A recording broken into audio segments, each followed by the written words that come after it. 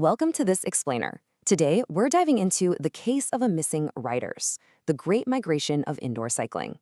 Now, let's step into a time machine for a quick second and travel back to 2019. Picture it.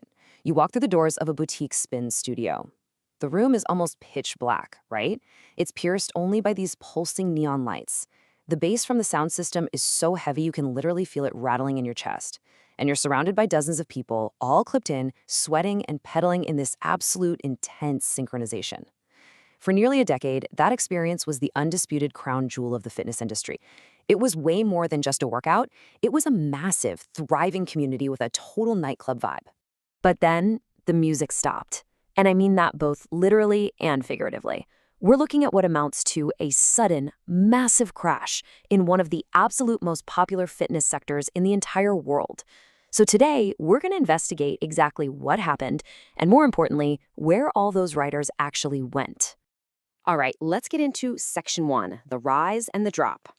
Okay, we really need to dive into this because the data we're looking at here is absolutely staggering. Just look at that peak in 2019. According to industry research and the Sports and Fitness Industry Association, indoor studio cycling boasted an incredible 9.93 million active participants in the United States alone, almost 10 million people. Fast forward through the whole post-pandemic reshuffle to 2023, and that towering bar plummets to roughly 6 million participants. Guys, that is a steep 40% drop over just 5 years. We are talking about nearly 4 million missing riders. And those empty bikes? They left behind shuttered boutique locations like the once mighty Flywheel and forced surviving studios to drastically shrink down their class schedules. So what caused the exodus? That brings us to Section 2, the connected tech takeover. This really is the driving question of our whole mystery. I mean, if 4 million riders didn't just suddenly decide to stop pedaling and give up cardio forever, who or what was the catalyst for their departure? Let's walk through this chronological timeline to see exactly how this unfolded. So we've got our 2019 studio peak, but then 2020 hits. Pandemic lockdowns absolutely shuttered fitness facilities globally.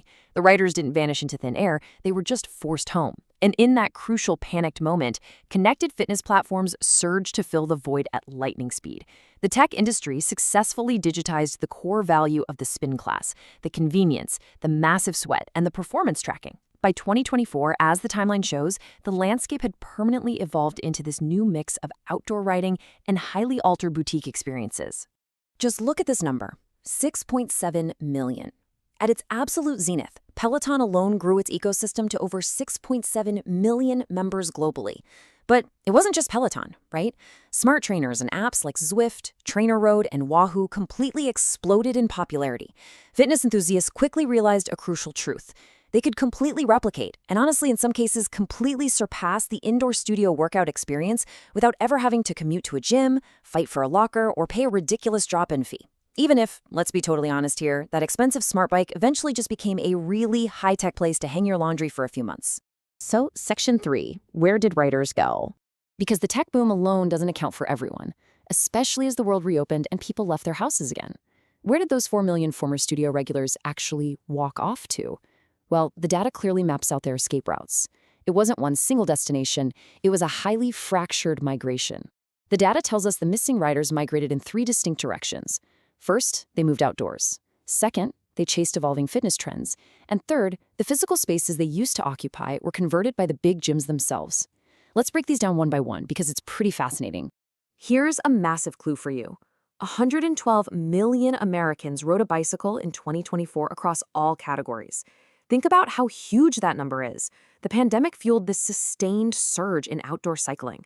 People didn't fall out of love with biking, they just realized they preferred real pavement, the boom of e-bikes, gravel riding, and recreational family rides way more than sitting in a dark, stationary room. They traded the neon lights for actual trail air. Our second destination shows a fundamental shift in overall fitness culture. Between 2021 and 2025, fitness preferences evolved rapidly. Former spin regulars who used to thrive on that intense, breathless cardio migrated en masse toward heavy resistance training, functional fitness competitions like High Rocks, and body sculpting. We also saw a massive resurgence in reformer Pilates.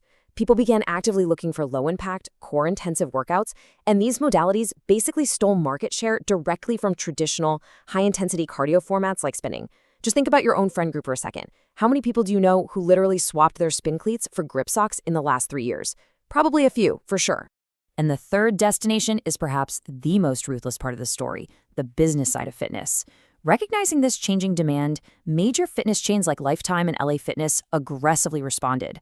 They looked at the data and systematically began cutting or scaling back their cycling classes.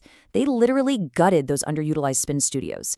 And what did they replace them with? Pilates reformer rooms, functional strength zones, and massive turf spaces. Why? Because from a purely business perspective, those new setups yield significantly higher member engagement per square foot than a dark room full of unused stationary bikes ever could. Which leads us right into Section 4. The metrics went home. So we know where they went, but we really need to understand the psychology here. What was the true motive behind this mass migration? This brilliantly illustrates that ultimate motive. The old studio was built entirely around vibe, community, and rhythm.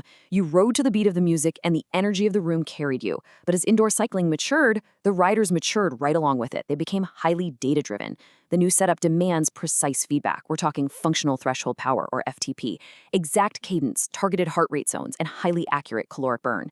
Once smart bikes and home setups made all this high-grade telemetry readily available on personal screens right in your living room, the boutique studio lost its absolute biggest technological advantage. You simply no longer needed the studio instructor to tell you how hard you were working. The screen did it for you. Let's wrap this up with Section 5, the new fitness landscape. So the absolutely crucial point here is this. Boutique indoor cycling isn't dead. There will always, always be a place for the dark room, the heavy bass, and that electric group energy.